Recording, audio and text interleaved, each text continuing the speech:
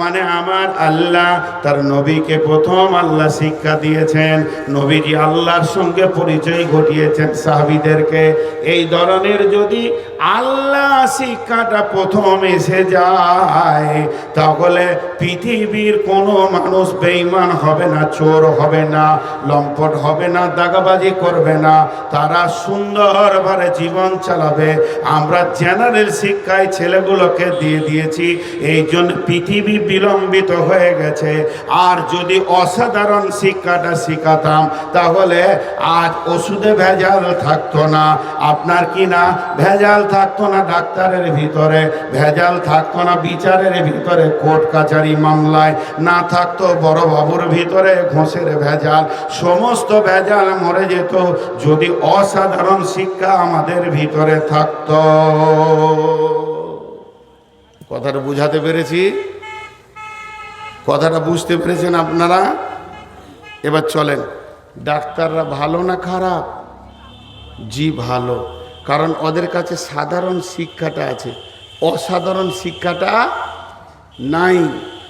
জোরে বলেন, সাধারণ শিক্ষাটা আছে, অসাধারণ শিক্ষাটা নাই। আমার কাছে ইনশাআল্লাহ অসাধারণ শিক্ষাটা আছে, আলিমের কাছে অসাধারণ শিক্ষা আছে। ওই ডাক্তার যে লিখেছে তার সঙ্গে আর একটা লাইন জুড়ে দেবো, দেখবেন কলিজাটা ঠান্ডা হয়ে যাবে। অসাধারণ থেকে দিব এবার, অসাধারণ থেকে। ধ্যান দিয়ে শুনেন, দামি কথা হচ্ছে, মানুষ কেন উঠছে আমি বুঝছি না। ধ্যান দিয়ে শুনেন, অসাধারণের একটা লাইন দিচ্ছি। হে প্রভু, এটা যে কত বড় বিড়ম্বনা, প্রতিদিন কত অসহায় মানুষের ভিতরে আমার রুজি। আরেকবার বলছি, এটা সাধারণ শিক্ষা থেকে।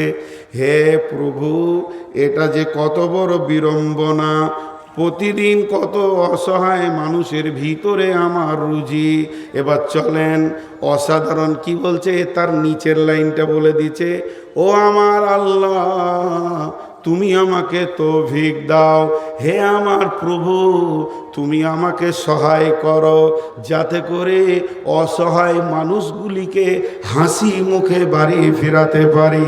বিশ্বনবী বলছেন, একটা লোক জিহাদের ময়দানে দাঁড়িয়ে দাঁড়িয়ে জিহাদ রানিং করতে আছে, ওই লোকটা জেনে কি পাবে, একটা চিকিৎসক একটা রোগীকে দেখতে গিয়েছে, অত পরিমাণ নেকি পাবে।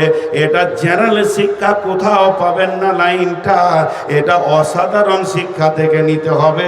অতএব আপনার ছেলে যখন চিকিৎসক হবে, সেই সাথে ইমানদার হবে, তখন আল্লাহকে স্মরণ করে বলবে, আল্লাহ তুমি আমার হাত দিয়ে রোগীটাকে সুস্থ হাসি মুখে বাড়ি ফিরিয়ে নাও, আমিও শান্তি পাবো মাছ মাংস খেয়ে। ও চোখের পানি ফেলবে, এটাতে আমি খেতে পারবো না।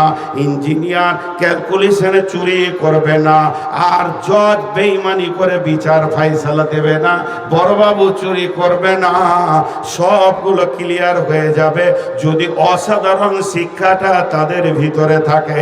আল্লাহর নবী সাহাবীরা বলতেন, তাআল্লামনাল ঈমান সুম্মা তাআল্লামনাল কুরআন। আমরা আগে রসুলের কাছে বসে বসে বসে বসে ঈমান শিখেছি, তারপরে কোরআন শিখেছি। তাহলে পৃথিবীর সব থেকে শিক্ষা জাতির মেরুদণ্ড নয়, আমরা বলি শিক্ষা জাতির মেরুদণ্ড, এটা ভুল, 100% ভুল। জাতির মেরুদণ্ডের নাম হলো ঈমান। ঈমান জাতির মেরুদণ্ড। মানুষের ভিতরে যদি ঈমান চলে আসে, তার দ্বারা অন্য মানুষ কষ্ট পাবে না। তাতে সে ইঞ্জিনিয়ার হোক, তাতে সে ডাক্তার হোক, তাতে সে মাস্টার হোক, তাতে সে পৃথিবীর যে কোনো পোস্টে কাজ করুক না কেন। অনেক থানার বড় বাবু আছে, মাথা ঠুকে মরে গেলেও 1 টাকা সে ঘোষ খাবে না। অনেক উকিল আছে, অন্যায়ভাবে আপনার কেস ধরবে না, তার মানে তার কাছে ঈমান পৌঁছে গেছে। তাহলে পৃথিবীর সব থেকে দামি শিক্ষার নাম হলো ঈমান। ওই জন্যে আল্লাহ বলেছেন, আলাস্তু বিরাব্বিকুম, আমি কি তোমাদের রব নয়? আগে আমার পরিচয়টা নিয়ে নাও, তারপরে বিশ্ব জুড়ে শিক্ষায় ধরে বেড়াও। না উঠা পর্যন্ত তুমি পাবে না। এখানে তার টানতে আসবে, ছিঁড়ে দুভাগ করে দিবে। হ্যাঁ, চুপ করে বসে থাক।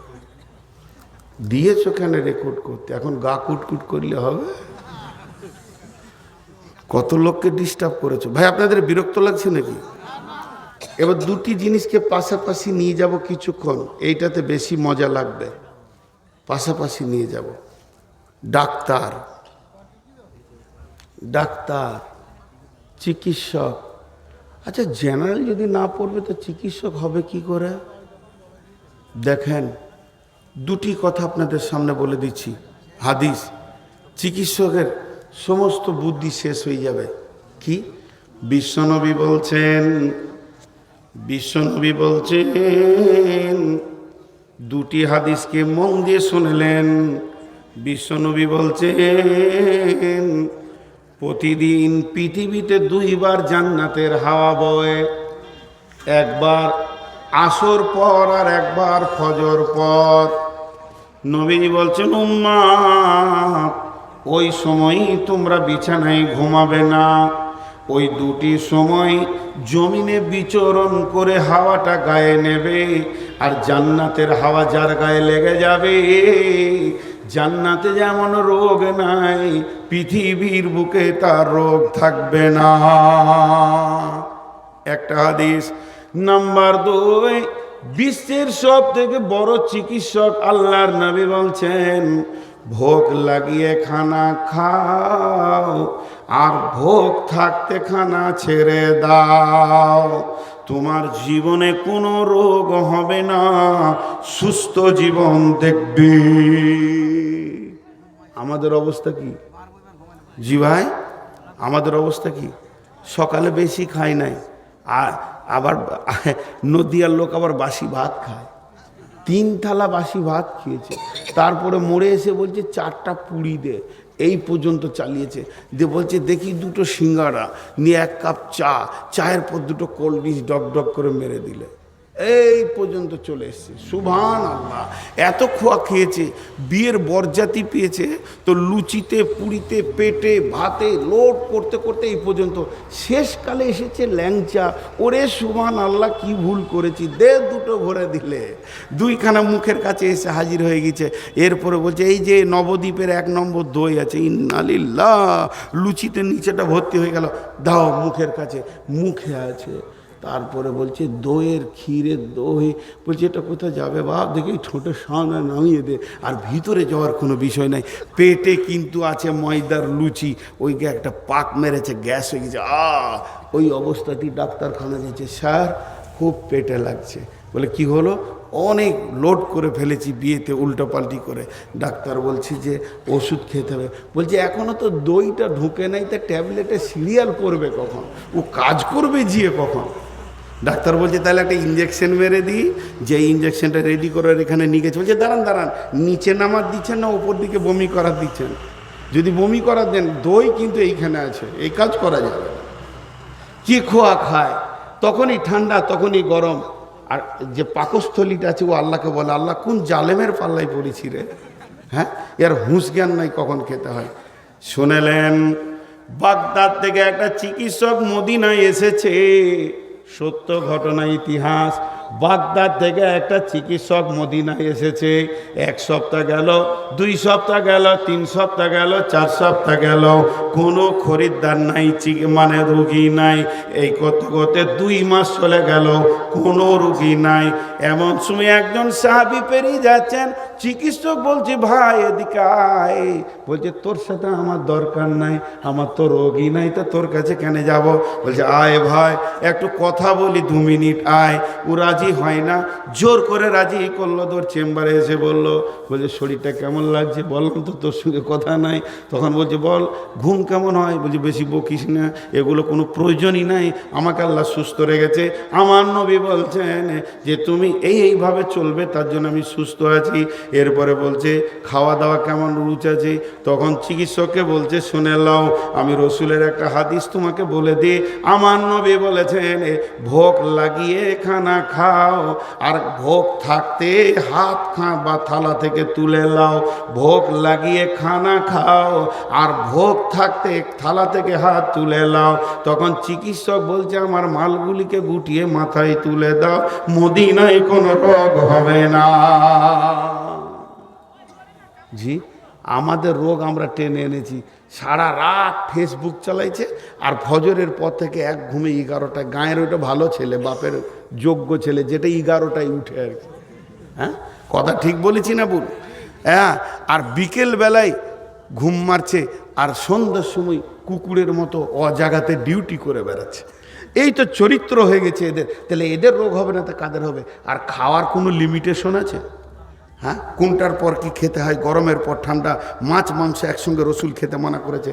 একদিকে মাছ, একদিকে মাংস, তারপরে ডিম, তারপরে আবার সবজি দে। এই যে কত নম্বরে হলার আল্লাহ তাবারক ওয়া তাআলা জানে। জি, চিকিৎসক তুমি বড় চিকিৎসক, আর আমার আল্লাহর কারিশমা দেখেন। সাপে কেটেছে, বিজি কত বড় ডাক্তার, MBBS না FRCS, জড়িয়ে এনে হাজির করে দেবে। অতএব আমার রব বলছেন, আমার নবী বলেছেন, এর থেকে বড় চিকিৎসক আর কেউ নাই যে কোরআন এবং হাদিসের মতে চলবি। চলেন, আর কি নেবেন? আপনি বলবেন জেনারেলে বিজ্ঞান আছে, কোরআনে বিজ্ঞান নাই। কোন বিজ্ঞান নেবেন? মহাকাশ নেবেন না, আপনি ভৌত বিজ্ঞান নেবেন না, জীবন বিজ্ঞান নেবেন না, রাষ্ট্রবিজ্ঞান নেবেন? মহাকাশের কথা বলে দিই, বিসমিল্লাহির রহমানির রহিম। আপনার ছেলেটা কোথা বাড়ি? ধর্নগর বাড়ি। ছেলেটা আপনার কি না গবেষণায় চান্স পেয়ে গেছে, আলহামদুলিল্লাহ। একে সরকার 4 কোটি টাকা দিয়ে পড়াশোনা করে ইংল্যান্ডে নাসা গবেষণাগারে রেখেছে। এই চাঁদে থেকে ঘুরে গেল, আলহামদুলিল্লাহ। বহুত কিছু করেছে, বাহ বাহ বাহ বাহ। ইন্ডিয়ার একটা ফেমাস ছেলে, ছেলেটার নাম কি? জসিমউদ্দিন। জসিমউদ্দিনকে একবার নিয়ে আসেন, ওকে খুঁটির ওই পাশে চেয়ারে বসিয়ে দেন।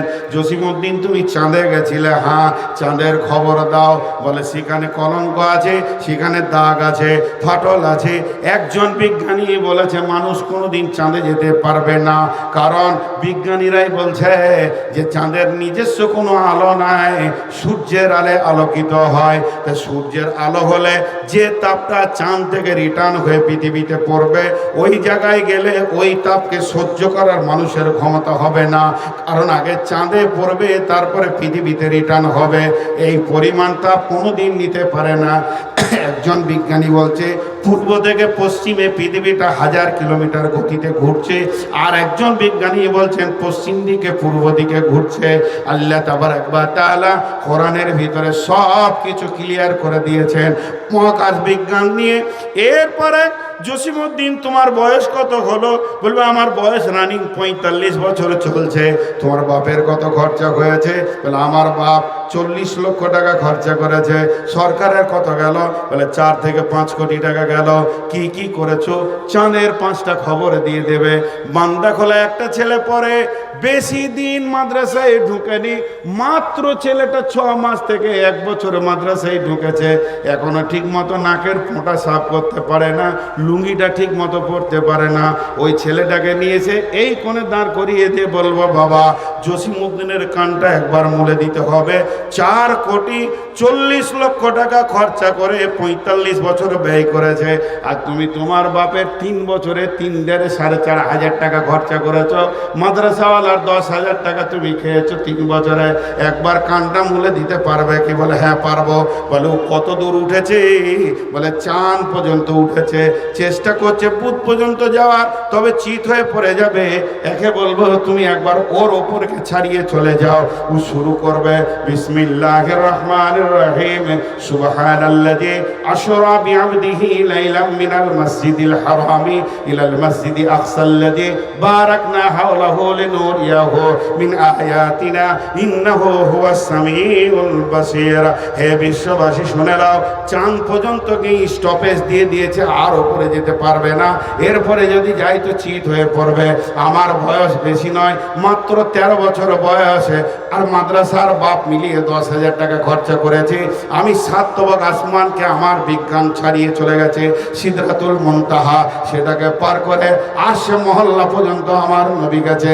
আরো সে কি আছে, লৌহ কালামে কি আছে, সমস্ত খবর, প্রথম আসমানে কে আছে, দ্বিতীয় আসমানে কে আছে, ঈসা কোথা আছে, ইব্রাহিম নবী কোথা আছে, সমস্ত খবর দিয়ে দেবে। জসিমউদ্দিনের কানের শেকড় পর্যন্ত টেনে বের করে দেবে। এর জন্য বলা হচ্ছে, যদি মনে করতে চান ছেলেকে শিক্ষা দিব, অসাধারণ শিক্ষা দেন, সাধারণ শিক্ষা দেন না। জীবন বিজ্ঞান, জীবন বিজ্ঞান, জীবন বিজ্ঞান নিয়ে তুমি পড়াশোনা করেছো, কি জীবন নিয়ে বলবে? তুমি সমুদ্র মাছ নিয়ে বলবে না পারের প্রাণী নিয়ে বলবে? যদি তুমি মাছ নিয়ে বলো, মাছের গবেষণা তুমি করেছো, সে ফুলকো দিয়ে শ্বাস নেয়, পানি নেয়, শ্বাস ফেলে, এবং সে পাখনা দিয়ে চলে, তার মেরুদণ্ড আছে, সে এত গতিতে চলে, এইভাবে মাছ বড় হয়। তুমি 1 ঘন্টা বক্তব্য রাখবে।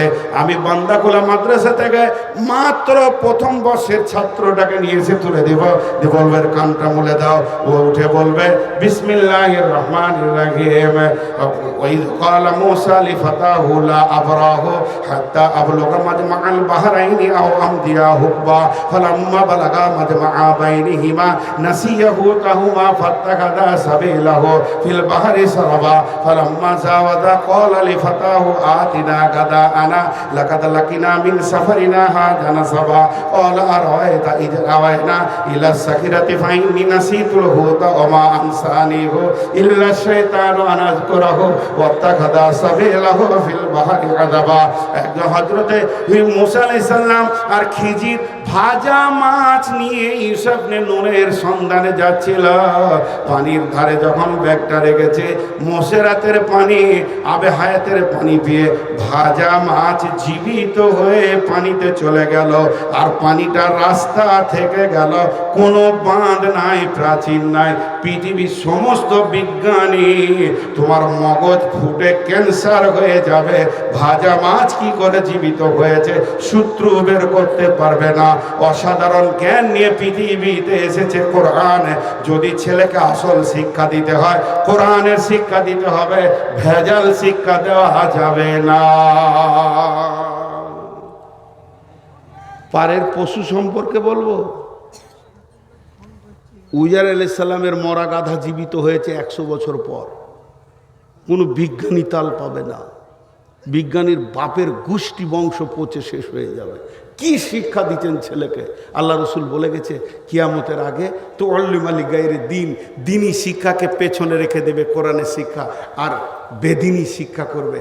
হ্যাঁ, ডিএজি ডগ, ডগ মানে কুকুর, পিগ মানে শুয়োর, ডগ মানে কুকুর, পিগ মানে শুয়োর, ডগ মানে কুকুর, গোটা ঘরটা সন্ধ্যা থেকে ফজর পর্যন্ত কুকুর শুয়োরের জিকির হয়ে গেল।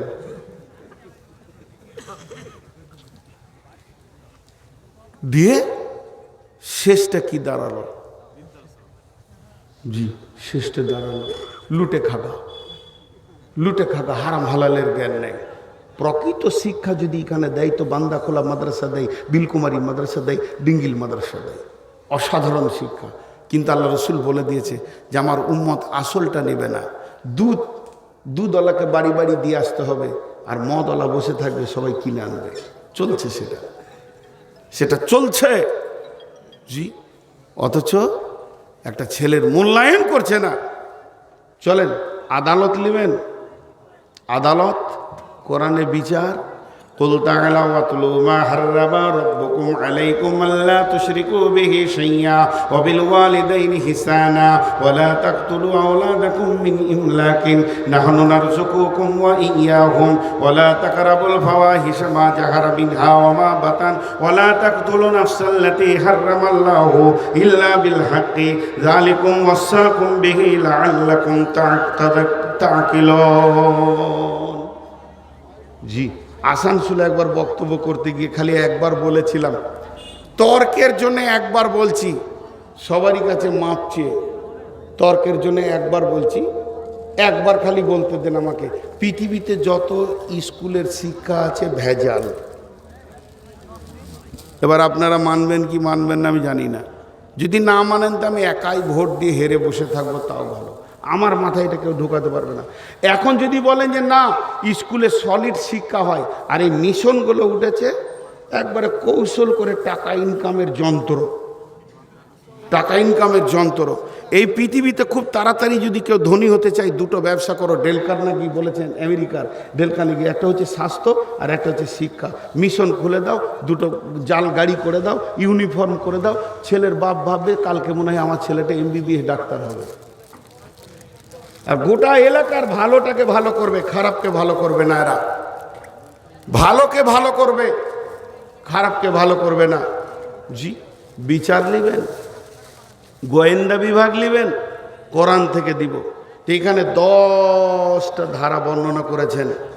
জি, 10টা ধারা বর্ণনা করেছেন আল্লাহ, আদালত বলেছেন। এবার আপনি বলবেন যে কেন খারাপ বলছেন? ভাই আমি স্কুল যাব না, আমি ফল দেখব। থানার বড়বাবু ঘোষকায়, সিভিকগুলোকে মনে হচ্ছে SP। হ্যাঁ জি, তারপরে উকিল চোর, জজ ডাকাত, ডাক্তার বেঈমান, লম্পট, লুটেরা, ডাকাত। তাহলে এগুলো এসেছে কোথা থেকে? না মাদ্রাসা থেকে। জি না, এগুলো এসেছে স্কুল থেকে। তাহলে আমি স্কুল ভেজাল, এটা আমার বলার অসুবিধা কি আছে? সুশিক্ষা যদি দিতে পারত স্কুল, মাস্টার যদি সুশিক্ষা দিতে পারত, তাহলে বন্ধুরে এরা বেঈমান হতো না। সুশিক্ষার জায়গা একটাই, সেটা হলো কোরআনের আওতাভুক্ত যেগুলো চলছে। জি, আজকে আসল শিক্ষাকে ছেড়ে দিয়েছে। আল্লাহ নবী আফসোস করে বলেছেন, তুআল্লিমাকে গায়রে দিন, এমন একটা দিন আসবে দিনী শিক্ষা বাদ দিয়ে বেদিনী শিক্ষার প্রচার প্রসার বেড়ে যাবে। বেদিনী শিক্ষার পেছনে আমার উম্মত ধরবে, কিন্তু দিনী শিক্ষাকে তাদের কোনো গুরুত্ব থাকবে না। মার্ডার হয়েছে বান্দাকুলার হাটে, বাজারে মার্ডার হয়ে গেছে। বিলকুমারী হাটে চলে আসেন, ডিটেকটিভের লোক আসবে, কে মেরেছে, কখন মেরেছে দেখবেন। আল্লাহ রসুল বলে গেছেন এমন একটা জামানা আসবে রে, যে জামানাতে আপনার দোষী ব্যক্তি গায়ে হাওয়া দিয়ে বেড়াবে, নির্দোষী বসে বসে মার খাবে। আল্লাহ রসুল বলেছেন সাদাল কাবিলাতা ফাসিকুহুম, চরিত্রহীন বেঈমান, লম্পট, ডাকাত, বেঈমানেরা গায়ের নেতৃত্ব দেবে। তাহলে শিক্ষা আপনার জাতিকে কত দূর পৌঁছিয়েছে? কিছুই পৌঁছাতে পারেনি।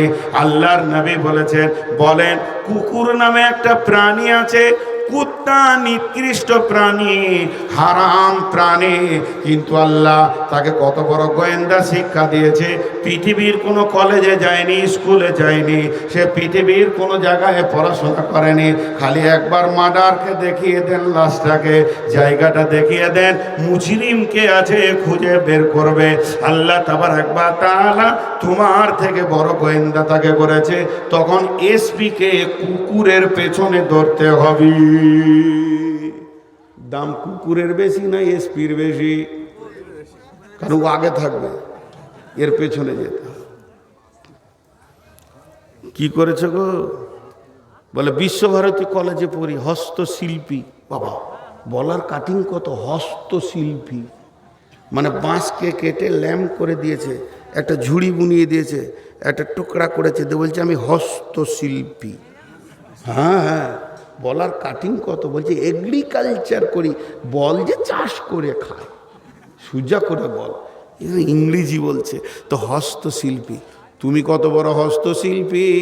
একটা বাবুই পাখির বাসা বুনে দেখিয়ে দাও। বাবুই পাখি এত সুন্দর বাসা বনে, একটা হলো তার বেডরুম, একটা হলো তার বৈঠকখানা, একটাতে দোলনা খায় আর একটাতে বাচ্চা ডিম বেড়ে বাচ্চা পোষণ করে।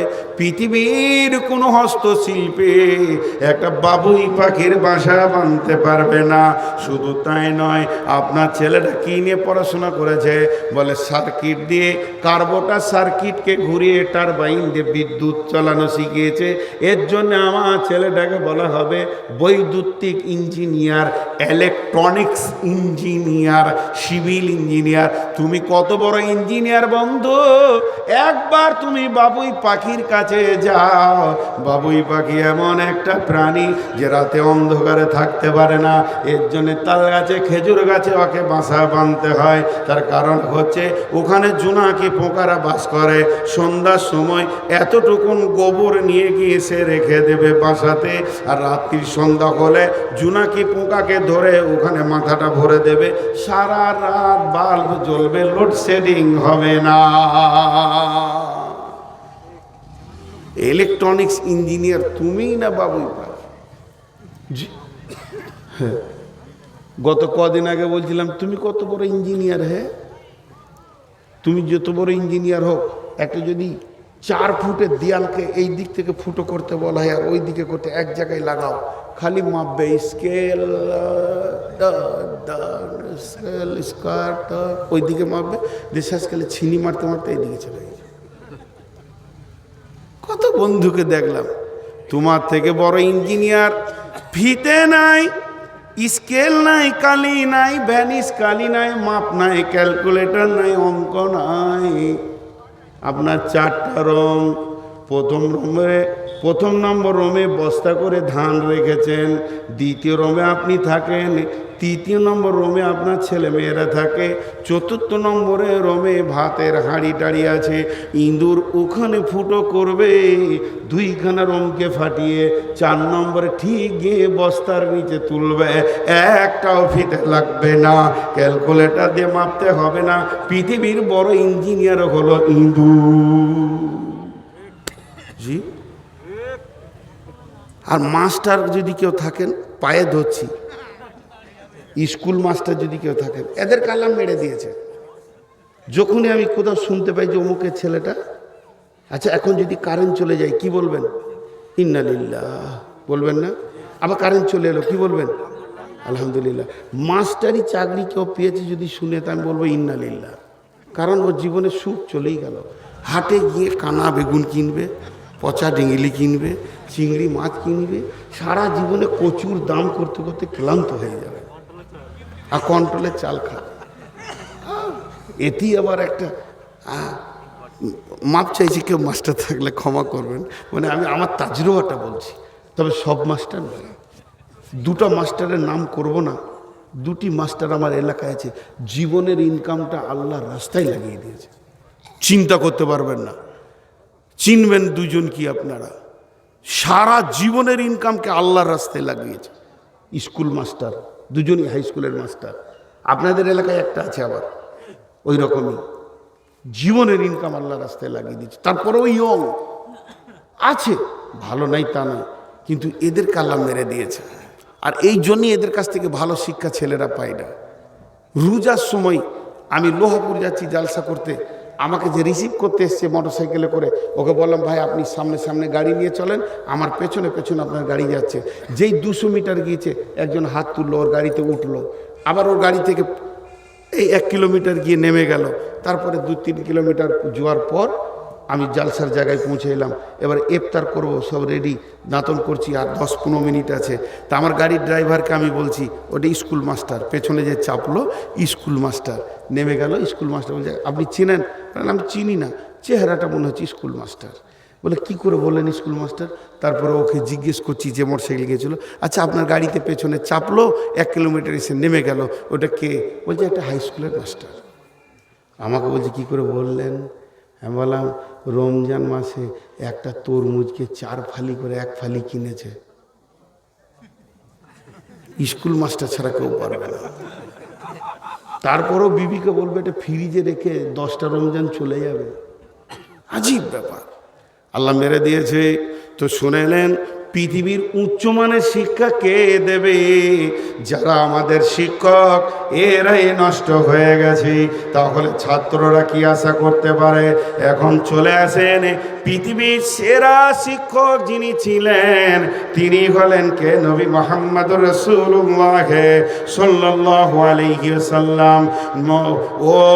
ও ও গো মানুষ নদিয়াবাসী চিনে না গো মাদ্রাসা কেন হলো কার হুকুমে তোমাদের এই মাদ্রাসা মসজিদের নববীতে তোলাবাদের সাথে বসে শিক্ষক যিনি ছিলেন তিনি হযরত মুহাম্মদ মুস্তাফা কেন হলো মাদ্রাসা অগমানস বাঁধাখোলাবাসী চিনে না গো মাদ্রাসা কেন হলো কার হুকুমে তোমাদের এই মাদ্রাসা তোমাদের কেউ মরিলে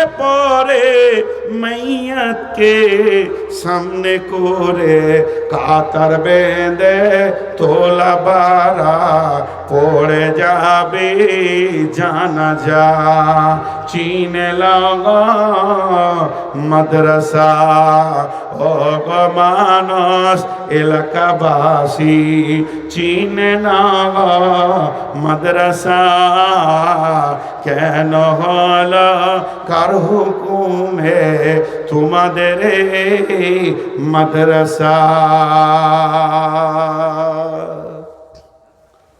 জি ভাই আপনারা যে কটি লোক বসে আছেন আপনাদের কাছে আমি আর 5 থেকে 7 মিনিট চাইছি একটা কথা বলে আজকের সমাপ্তি দিব 2 ঘন্টা প্রায় হয়ে গেছে 5-7 মিনিটের একটা বিরতি হয়ে গিয়েছিল আর 5-7টা মিনিট উঠিয়েন না যে কটাই বসে আছেন আলহামদুলিল্লাহ আমার ইজ্জত রেখেছেন জি শিক্ষা বিশ্বনবী আফসোস করে বলছেন এমন একটা দিন আসবে সেদিন মানুষ দিনই শিক্ষা বাদ দিয়ে বেদিনী শিক্ষার পেছনে দৌড়বে ছেলেকে ইংরেজি শেখাবে ছেলেকে বাংলা শেখাবে অঙ্ক শেখাবে কিন্তু আল্লাহর কালাম পাকের শিক্ষা তারা দেবে না এটাকে তুচ্ছ মনে করবে কিন্তু শুনেলেন পৃথিবীর সেরা শিক্ষা নিয়ে এসেছে কে কোরআন আজকে আমাদের আদালতগুলো কিভাবে চলছে আর বিশ্বনবীর আদালত কেমনভাবে চলেছে আল্লাহর নবী বিচারক ছিলেন আল্লাহর নবী বিচার করেছেন এবং সাজা হয়েছে বিশ্বনবী এমন একজন শিক্ষক ছিলেন তার কাছে যতগুলো দার্সে পড়াশোনা করেছে একটা বেঈমান চোর লম্পট ছিল না এখন এই বক্তব্যটা আমি বীরভূমে নানুর থানায় রাখছিলাম একজন ডিলার কন্ট্রোলের ডিলার উঠি আমার সামনে বললো যে মৌলানা এত কথা বলছেন তাহলে আমি একটা কথা বলি মাদ্রাসায় যত আলেম মৌলবি দেখছি এদের হুঁশ জ্ঞান কম এরা আপুসে এই ওটা করে এই করে ওই করে 5টা-7টা খারাপই বললো যেগুলো বটে আরও কিছু নোংরা কথাও বললো তা আমি ওকে খালি একটা কথা বললাম যে আপনি আমার একটা কথার উত্তর দেন এইখানে ধরেন ডাকাতি হয় বান্দাখোলার লোক খারাপ মনে করবেন না উদাহরণ দিতে গেলে বলতে হয় তো গোটা 10 ছেলে বান্দাখোলার ডাকাতি করে এরা খারাপ ছেলে তাহলে আমার মুখের ভাষাটা কি বলবো যে বান্দাখোলার লোক ডাকাত না ডাকাতগুলো বান্দাখোলার বান্দাখোলার লোক ডাকাত তাহলে চাচা আপনিও ওই দলে তো ওইটা বলা যাবে না ডাকাতগুলো বান্দাখোলার এখন বলেন চোররা মৌলবি না মৌলবিরা চোর চোররা মৌলবি মৌলবিরা চোর নয় দেখেন আমি আমাকে দিয়ে বলছি আমার ফ্যামিলিতে যেগুলো মেধা ছেলে জেনারেল লাইনে দিয়ে দিয়েছি গরু ছাগলের শিক্ষাতে দিয়ে দিয়েছি ইঞ্জিনিয়ার ডাক্তার হয়ে গেছে তারা বড় বড় কাজে চলে যাচ্ছে কিন্তু যেগুলো মেধা নাই বদমাস মাকে জ্বালায় আব্বাকে জ্বালায় ওই ছেলেটাকে মাদ্রাসায় দিয়ে দিয়েছি এবার বলেন ওর কাছ থেকে কি আশা করতে পারেন ওর কাছ থেকে কোন শব্দটা পেতে পারেন অতএব মেধা মেধা ছেলে দামি দামি ছেলেকে যখন আল্লাহর রাস্তায় দেব আল্লাহর দিনও আপারে আসবি এর জন্য বিশ্বনবী বলেছেন তোমাদের জন্য ইলম শিখাটা ফরজ করে দিলাম ভাইরা আমার বিদ্যা বুঝাই বাবু মশাই চরি শখের বটে মাঝির এখন বলতে পারি সূর্য কেন ওঠে? জি, শুনেলেন, একটা ছেলে যত শিক্ষায় শিক্ষিত হোক না কেন, চাকরি পেয়ে গেল, যখনই বয়স 8+3 হয়ে গেল, তাকে অবসর প্রাপ্ত করে দেওয়া হলো, রিটায়ারমেন্ট হয়ে গেল, সে ফেরত চলে এলো চাকরি থেকে বাসায়। সরকার চেয়ে দীর্ঘদিন চাকরি করেছে বলে কিছু দিতে রয়েছে মান সম্মানে, আর সে পড়াতে পারবে না। কিন্তু আরবিতে রিটার নাই বন্ধুরা আমার। কেন? কালেমা আপনাকে মত পর্যন্ত নিতে হবে, মতের পরেই তো আপনার আমার পরীক্ষা শুরু হবে। আমান রব্বুকা মা দীনুকা আমান নবিয়ুকা, তারপর আপনার আমার জীবন শুরু হবে। অতএব আরবি এমন একটা শিক্ষা, আপনাকে রিটার দেবে না, আপনার সঙ্গে জান্নাত পর্যন্ত থাকবে। অতএব আমরা আমাদের ছেলেগুলোকে দ্বীনি শিক্ষায় শিক্ষিত করব। সকলে বলি ইনশাআল্লাহ। শেষবারের মতো আপনাদেরকে একটা কথা বলি। কথাটা হচ্ছে কি, যতটি লোক বসে আছেন, আজকে আমার বক্তব্যের বিষয় ছিল শিক্ষা। সব থেকে দামি শিক্ষা হলো কোরআনের শিক্ষা। এখন আপনারা আমার সঙ্গে একমত হতেও পারেন, নাও পারেন। আমি এই কথাটা 3 বার বলবো। পৃথিবীর সর্বশেষ শিক্ষা, প্রথম শিক্ষা, শেষ শিক্ষা, শ্রেষ্ঠ শিক্ষা কোরআনের শিক্ষা। বাকিগুলো বাতিল বাতিল বাতিল বাতিল। কোরআন ছাড়া বাকিগুলো বাতিল বাতিল বাতিল বাতিল। একটা মানুষের জন্য পৃথিবীতে বেঁচে থাকার জন্য যতটুকু দরকার, কোরআন ছাড়া বাকিগুলো বাতিল বাতিল বাতিল। এবার কোরআনকে বুঝার জন্যে, প্র্যাকটিক্যাল জীবনে আনার জন্যে রসুলের সহি হাদিস, এছাড়া বাকিগুলো বাতিল। আপনারা আমার সঙ্গে মানেন চাই না মানেন, আমি এই বিশ্বাসের দুনিয়া করি। আমার কথা শেষ, আমার বক্তব্য শেষ। যতগুলি আপনি বলেলেন, মাইকটা দিচ্ছি দাঁড়ান, যতগুলি লোক আপনারা বসে আছেন, শুধু একটা আবেদন রাখছি, কোরআনকে যারা ভালোবাসেন একবার হাতটা তুলেন। যারা ভালোবাসেন একবার হাতটা তুলেন। মাশাআল্লাহ। আপনার পক্ষে কি একটা টাকাও নাই? ওই হাতটা দিয়ে কোরআনের নামে একটু কিছু দিয়ে যান। এখানে একটা চাদর দিচ্ছি, কারণ আমি হাতে নিতে পারবো না, স্টেজ সেই মাপের নাই। আল্লাহর গোলাম যতজন আছেন, অন্তত যা একটা চাদর এখানে দেন তো। 10টা টাকা হলো সবাই দেবেন, সবাই। ওটা দেন, ওইটাই উল্টা করে ধরে নেয়। ওই দেখেন একটা চাদর রয়েছে নাকি, দেন। ওই যে যতটি লোক বসে আছেন সকলে বলেন সুবহানাকা আল্লাহুম্মা ওয়া বিহামদিকা আশহাদু আল্লা ইলাহা ইল্লা আনতা আস্তাগফিরুকা ওয়া আতুবু ইলাইকা। প্রত্যেকে চাদরে